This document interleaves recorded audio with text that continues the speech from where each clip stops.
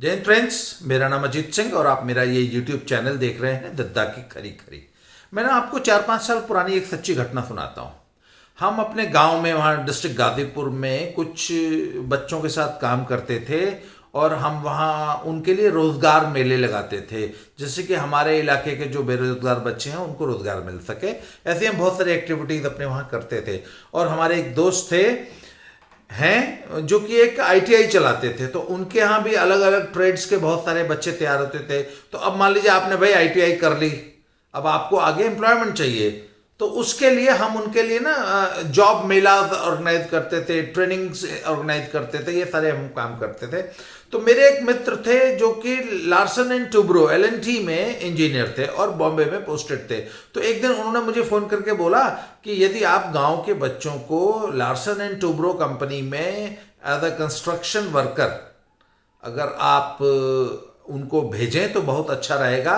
और क्योंकि हमारी इंडस्ट्री में, हमारी इस कंपनी में इतने सारे बड़े बड़े हम प्रोजेक्ट्स लेते हैं और 20-20 हज़ार करोड़ के प्रोजेक्ट्स, हमारे ऐसे बीसियों प्रोजेक्ट्स पूरे देश में चलते रहते हैं। और हम अलग अलग किस्म के, हम डैम्स भी बनाते हैं, हम बड़ी बड़ी बिल्डिंग्स बनाते हैं, हम हाई वोल्टेज ट्रांसमिशन लाइंस बिछाते हैं पहाड़ों में, जंगलों में। उसके अलावा हम रोड्स बनाते हैं, हम ब्रिजेस बनाते हैं, बहुत सारी, मतलब we do an number of construction activities. और हमें कंस्ट्रक्शन इंजीनियरिंग के हर एक ट्रेड के लिए, चाहे वो इलेक्ट्रिशियन हो, चाहे वो फिटर हो, चाहे वो वेल्डर हो, चाहे वो मेसन हो, मतलब बढ़ई हो, मतलब किसी भी ट्रेड के लिए हमारे पास बहुत अच्छी वैकेंसीज होती हैं। और एकदम फ्रेश बच्चे को भी हम रहने खाने की जगह देते हैं, उसका सिर्फ 1,000 रुपये काटते हैं, पर हम एकदम फ्रेश बच्चे को भी 12-14 हज़ार रुपये देते हैं। और अगर हमारे यहाँ बच्चा साल भर भी काम कर लेता है तो वो आराम से 20-25 हज़ार रुपये, और 3-4-5 साल के अंदर तो वो थोड़ा एक्सपीरियंस्ड हो जाता है,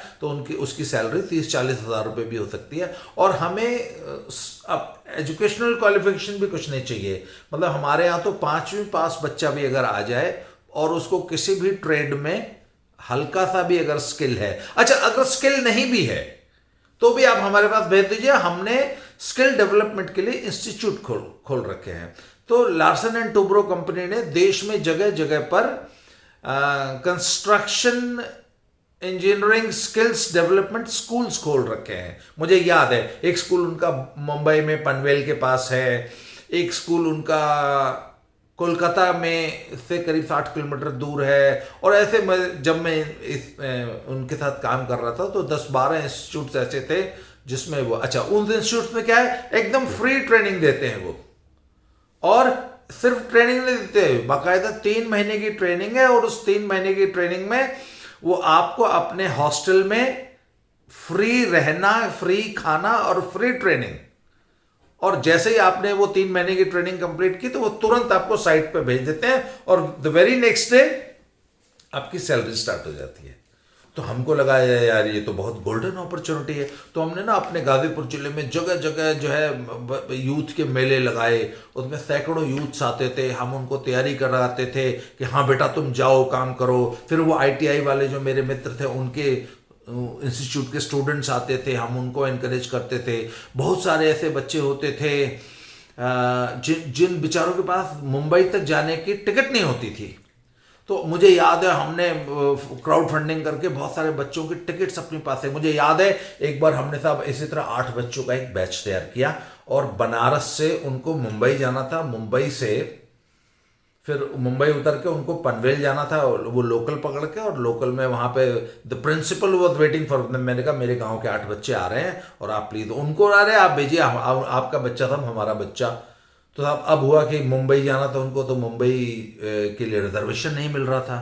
तो उन दिनों मनोज सिन्हा जी हमारे गाजीपुर जिले के सांसद थे और रेल राज्य मंत्री थे। तो हमने उनसे संपर्क किया, उन्होंने कहा अरे यार एक मिनट, ये भी छोटा सा काम है, ही नोज मी पर्सनली। तो उन्होंने, मुझे याद है कि अपने स्पेशल कोटा जो रेलवे का जो एचओ कोटा था उससे 8 बच्चों की जो है वो महानगरी एक्सप्रेस में जो है सीटें बुक कराई। अब हमको लगा यार गांव के गरीब बच्चे, उसमें से बहुत सारे मुसहर बच्चे थे। हमारे एक वहाँ मुसहर बच्चों की एक छोटी सी संस्था चलती है उदयन, बहुत सारे बच्चे हमने मुसहर बस्ती से जुटाए थे। तो 8 बच्चे थे। मैंने कहा अरे भाई गांव के बच्चे ये बेचारे, तो हमने बाकायदा अपने हमारे जो उदयन की जो किचन थी उसमें उन बच्चों के लिए रास्ते के लिए बाकायदा पूरी सब्जी बनवाई, अचार, मतलब बहुत सारी पूरी व्यवस्था करके हम सब, मुझे याद है 11:35 की महानगरी है बनारस से जो कि मुंबई जाती है, तो वो हमने कहा भाई 11:35 वाली ट्रेन है तो आप सब लोग जो है सुबह 9 बजे असेंबल हो जाओ। तो हम लोग सब वो 8 बच्चों की पूरी सब्जी और वो पूरा इतना बड़ा लिफाफा, पानी की बॉटल्स और ये सब लेके पहुंच गए। तो अब ये मैं आपको एकदम ट्रू स्टोरी बता रहा हूं जो मेरे साथ खुद बीती है।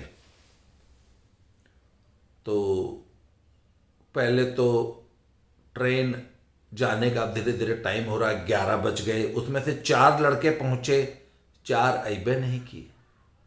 नहीं हमार माई मने करत थे इतनी दूर कहाँ जइबा, आज हमार तबीयत ठीक ना है, परसों हमरे मम्मा के फुफ्फा के सार के लइका के बियाह हो परसों, तो हम बियाहवा अटेंड कैले, हम परसों हम ना जा सकीला। हम कहे अच्छा, कहने का मतलब 4 लोग नहीं गए, 4 टिकट हमारा वेस्ट हो गया, जो कि हमने क्राउड फंडिंग से उनके लिए टिकट जुटाया था। अब बचे 4 लोग साहब, हमने उनको पूरी सब्जी दे के ट्रेन में बैठा के, दूर तक वो जा रहा था और हम ऐसे टाटा कर रहे थे, जा बचवा जा, एकदम LNT के इंजीनियर बन जा। कह साहब ये लोग पहुंचे मुंबई। तो मुंबई पहुंच के एक फोन आया, चचा हाँ हुजन फलाने रहना, फलाने गांव को तो हेरा गई ना। हम कहले अरे यार IIT पढ़ा लड़का है, इतना जल्दी कैसे हेरा जाएगा, तुम्हारा फोन नंबर आओ ना तो। हाँ ओकरे पास, हाँ हाँ हाँ चचा आओ फोन नंबर। मैंने कहा हम फोन मिलाते हैं, पट्टा फोन बंद किए था। हम कहले अरे वो हेरा ना कल सरवा भाग गए। मतलब मुंबई पहुंचते ही वो उस ग्रुप से अलग हो गया। हमने कहा घबरा मत बेटा लोगों ने, तोलन तो बहुत तेज हो, हेराई ना वो हमान के हेरवा दे ही, बल्कि वो हमान के तो हेरवा दे हलस, हम लोग को तो गुम कर दिया उसने, बेटा तुम जाओ। खैर साहब एक विकेट और गिर गया, 8 चले थे, 4 मुंबई पहुंचे, एक मुंबई स्टेशन पे एक विकेट गिर गया। कैसे जाना है, मैंने कहा वहां जाओ, वहां पता लगाओ, फलानी जगह जाओ, वहां से पनवेल की ट्रेन मिलेगी। पनवेल की ट्रेन में बैठे, जब पनवेल की ट्रेन में पनवेल उतरे तो पनवेल का मैंने सुना है, मैं तो कभी गया नहीं हूँ पनवेल। पनवेल बताते हैं कि वहाँ पे ना थोड़ा सा पहाड़ी इलाका है और बारिश हुई थी, एकदम हरा भरा, थोड़ा सा जंगल नुमा सा। चचा यहाँ कुछ समझ में ना आवत। अब वो मुझे बार बार चूंकि फोन करते, मैं चिढ़ गया था उनसे। मैंने कहा अरे वहाँ का समझ में आवे क्या, पनवेल पहुंच गिला लोग है ना। मैंने कहा वहां जाओ, 1 किलोमीटर दूर वो लार्सन एंड टूब्रो का ट्रेनिंग इंस्टीट्यूट है, वहां जाकर रिपोर्ट करो, प्रिंसिपल साहब तुम लोग इंतजार कर रहे हैं। चचा हमान के कुछ समझ ना आवता। मैंने कहा हमान के, अरे ये जंगल मत नहीं जाना था। अरे मैंने कहा तो क्या जंगल से काम मतलब है यार, तुम अपना काम करो, तुम अपना इंस्टीट्यूट खोजो, जिस ट्रेनिंग के लिए गए हो उस ट्रेनिंग करो। अच्छा चचा, कहता अब किसी तरह वो घिसटते फिसटते टघरते पहुंचे। तो वहां प्रिंसिपल साहब तो उनका वेट कर रहे थे कि भैया 3 ठो ललना आ रहे हैं। पहले तो 8 वो आ रहे थे, 8 से 4 हुए, 4 से 3 रह गए। तो साहब मैंने प्रिंसिपल, हाँ जी आ गए, आपके बच्चे आ गए। तो उन्होंने कहा बेटा एक काम करो, तुम लोग आने में बजा दिए हो 10, तो सबसे पहले अब ब्रेकफास्ट करो, नहीं तो ब्रेकफास्ट भी नहीं मिलेगा, अब सीधे लंच मिलेगा 1:30 बजे। इसलिए पहले आप लोग ब्रेकफास्ट कर लीजिए, उसके बाद आप लोग का सामान रूम में रखवाएंगे और उसके बाद फिर अगली बात होगी। तो साहब रिसेप्शन में IIT टेक्नीशियंस ने, जो कि वहां इंडस्ट्रियल ट्रेनिंग के लिए गए थे, अपना बैग रखा रिसेप्शन पे और प्रिंसिपल साहब ने उनको मैस दिखाया कि यहाँ पे आप लोग ब्रेकफास्ट कीजिए। ब्रेकफास्ट करने के बाद आधा घंटा जब हो गया तो उन्होंने कहा अब लड़के आते होंगे, खाना खा लिए होंगे, आधा घंटा हो गया, 45 मिनट हो गया, 1 घंटा हो गया, 1.5 घंटा हो गया। तो प्रिंसिपल साहब ने लड़कों को खोजना शुरू किया। तो लड़के एकदम गायब, नदारत। उसने कहा अरे लड़के कहाँ गए इंस्टीट्यूट में, सीधे रूम्स में चले गए क्या? उन्होंने अपने केयर टेकर को बुला के पूछा कि अरे वो 3 लड़के आए हैं क्या गाजीपुर से? ने बोला नहीं सर ऐसा तो कोई। तुमने कोई रूम अलॉट किया? बोला नहीं सर कोई रूम अलॉट नहीं किया। रजिस्टर में एंट्री देखो, किसी ने एंट्री नहीं की। उसने बोला अरे देखो यार उनका रिसेप्शन में सामान पड़ा है। और वो लड़का गया, बोला नहीं सर रिसेप्शन में तो कोई सामान नहीं है। उन्होंने मुझे फ़ोन किया, पहलवान जी हाँ आपका वो 3 लड़का लोग तो भाग गया। मैंने कहा अच्छा वो तीनों भी भाग गए? तो मैंने कहा अच्छा रुको। हमने फ़ोन लगाया, कहाँ हुआ भैया लोगन? कि हम के वहाँ कुछ समझ में ना आयल। मैंने कहा अरे सरहुआ भाई पहुँचला ना, उससे पहले ही तो के कुछ समझ में आ गल। अरे वहां पहुंचते 2-4 दिन रहते तब तो कुछ समझ में आता या ना समझ में आता। पहुंचने से पहले ही तुमको कुछ समझ में नहीं आया और तुम लोग भाग आए वापस। मैंने कहा क्या समझ में नहीं आया? महान के कुछ समझ में ना आया। अरे मैंने कहा लार्सन एंड टुब्रो कंपनी का नाम सुने हो, आईआईटी किए हो, एकदम अनपढ़ गंवार तो हो नहीं है? एलएनटी का नाम जानते हो? बोला हाँ जानते हैं। मैंने कहा कि उसको गूगल पे सर्च कराए थे नाम, तुमको तब बताए थे, कंपनी का प्रोफाइल बताए थे? हाँ बताए थे। तो मैंने उसमें न समझ में आने वाली क्या बात थी? कौन सा तुमको लाख रुपए फीस लेके हम ट्रेनिंग दे रहे थे? तो उन्होंने मैंने बात हमने गरिया के उनको पूरा भोजपुरी में फुल एकदम फुलटू वाला गरियाए हम उनको। खैर साहब हमारा एक प्रोजेक्ट फेल हो गया और हमारे देश में बहुत बेरोजगारी है। इस देश में तो कोई अपॉर्चुनिटी है ही नहीं, सरकार हमको नौकरी दे नहीं रही है। इस प्रकार के तमाम जो रेटोरिक चलते हैं उसका जवाब हमें मिल गया था। खैर साहब वो लौंडे तो भाग आए। फिर शाम को वो जो स्टेशन से गायब भल है ओके हम फोन में लौली। मैंने कहा करे सारे कहाँ चल गए बे? वो हमारे यहाँ दीदी रहती है, हम सोचा दीदी से मिल रहे हैं, फिर हम शाम को चला जाऊंगा। हमने उनको पैसा गरियाया कि सरऊ वहाँ दीदी से भेंट करे गल हुआ, यहाँ से गईला ट्रेनिंग करे। खैर साहब उनको गाली फकड़ दे के जब हम शाम को निवृत्त हुए तो हमने अपने उन एलएनटी वाले इंजीनियर साहब को फोन मिलाया। तो मैंने पूछा यार वो लड़के वहां से साला ब्रेकफास्ट किए बिना ही भाग आए? तो बोले अरे ऐसा कैसे भाग आए यार? मैंने कहा अरे भाग आए बॉस। तो मैंने बोला क्यों भाग आए यार? हमने उन लड़कों को फिर मिलाया। नहीं हमने अपने आईआईटीआई वाले मित्र को मिलाया कि कहो वो तो चलवा कुल कहा भाग ही जाए। कहते अच्छा रुका, हम पूछा थे कहाँ है आखिर कहाँ है भगना? तो कहना कि अरे सर वो बता रहे हैं कि वहाँ जब ये सब ब्रेकफास्ट करने जा रहे थे तो वहाँ उनको एक लड़का मिल गया जो कि वहाँ पर ट्रेनिंग कर रहा था। तो वो लड़का इन तीनों को बोला कि अरे कहाँ आए गिला लोगन, कहाँ फंस गिला आए के लोगन? तो उसने बोला काहे का भयल? उसने बोला कि अरे कहाँ आ गए, कहाँ फंस गए? बोला अरे साले काम करा करा के मुआ देंगे। बोले ट्रेनिंग इंस्टीट्यूट में काम करा करा के मुआ देंगे? मैंने कहा ये क्या चक्कर है? तो इंजीनियर साहब बोले अरे सर आप जानते नहीं हैं, हम लोग के ट्रेनिंग इंस्टीट्यूट में क्या करते हैं कि ये तो हमारे देश का बच्चा तो जन्म से नवाब ज़्यादा न पता है ना, नवाब सिराजुद्दौला। वो कौन थे नवाब? लखनऊ वाले, का नाम रहा उनका? नाम भुला के दिया, वो नवाब वाजिद अली शाह। तो इस साले तो नवाब वाजिद अली शाह की औलाद न है सब। नवाबी लोग चांदी का चम्मच लेके पैदा होते हैं, हमारे गांव में तो जेकरे साले के खाए के ना आटा था वो भी हीरा का चम्मच लेके न मुंह में पैदा होला। तो जिंदगी में कभी कुदार फरसा तो पकड़े नहीं है।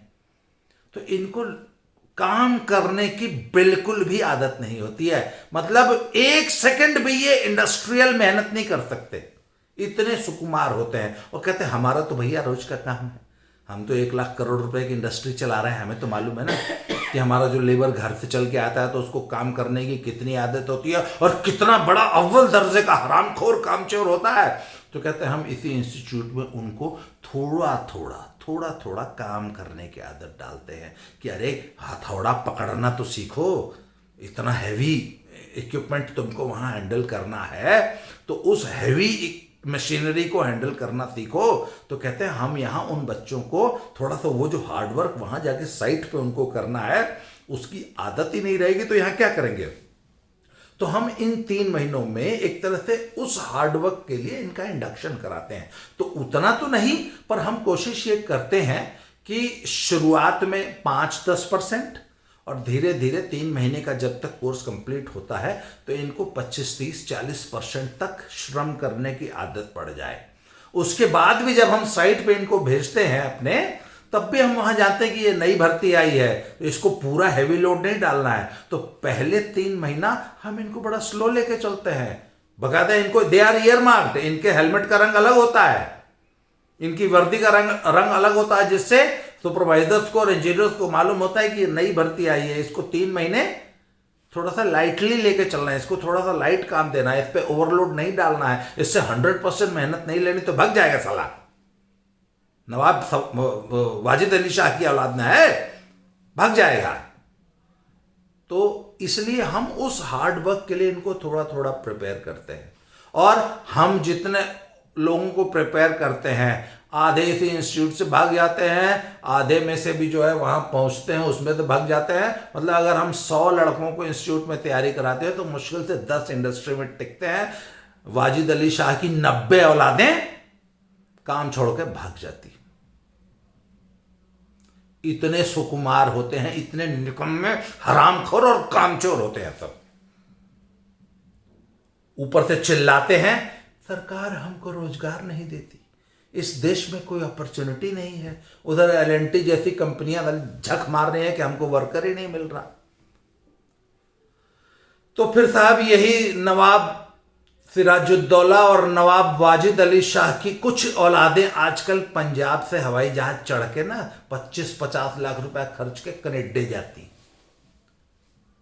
तो हमने गलती कर दी थी कि इन जो नवाब वाजिद अली शाह के पोते गए थे ना, इनका टिकट हमने लगा दिया था। इनका 800 रुपये भी जो इनका जो खर्च होना था, इनकी जेब से खर्च होना था, वो भी हमने लगा दिया। तो ये तो हराम की ट्रेन में बैठ के न गए थे, रिजर्वेशन मनोज सिन्हा जी ने करा दिया। पर वो जन पंजाबिया जब जाते हैं सब तो 25-50 लाख रुपए खर्च के जाते हैं ना, तो उन सबको वहां से भाग के आने की कोई गुंजाइश नहीं रहती। पर आज मुझे एक मित्र वहां बता रहे थे कि भाई साहब वहां जब कनाडा पहुंचते हैं और ये सब वहाँ जब लेबर इनसे जब कराई जाती है ना, तो ये सब 9 आंसू रोते हैं, खून के आंसू रोते हैं और माँ को याद कर करके रोते हैं। इतना बुरा हाल होता है और इनकी कमर सीधी होने में 1 साल लग जाता है और बहुत ही कष्टमय जीवन होता है। क्यों? क्योंकि जीवन में कभी अपने हाथ से उठा के यहाँ तो 1 गिलास पानी पिए नहीं है। वहाँ जाते ही वहाँ कैनेडियन और अमेरिकन लेवल की मेहनत करनी पड़ती है। वो बताते हैं कि पता नहीं वो पिछली वीडियो में मोनिका ने बताया था ना कि इनका एक म्यूजिक टीचर वहाँ कनाडा चला गया था, तो सारा दिन ऐसे उठा के ऐसे कागज ये एक्शन ही करना था।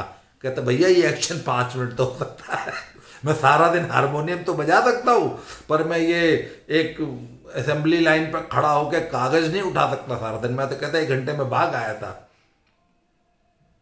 तो सब बात ये होती है कि वहाँ रोबोट की तरह काम करना था। वो बता रहे थे कि एक पता नहीं कौन सी इंडस्ट्री थी, उसमें सारा दिन 10 घंटे खड़ा रहना होता था, हर 3 घंटे बाद, और खड़ा नहीं रहना था, खड़े होकर काम करना होता था। और काम भी ऐसा कि एकदम मशीन की तरह, क्योंकि सामने एक मशीन होती है, उस मशीन के अनुरूप काम करना होता था। और 3 घंटे बाद सिर्फ 15 मिनट की ब्रेक मिलती थी। जब वो ये किस्से सुना रहा था ना कनेडा वाले, भाई गॉड मुझे तो हॉल होने लग गई।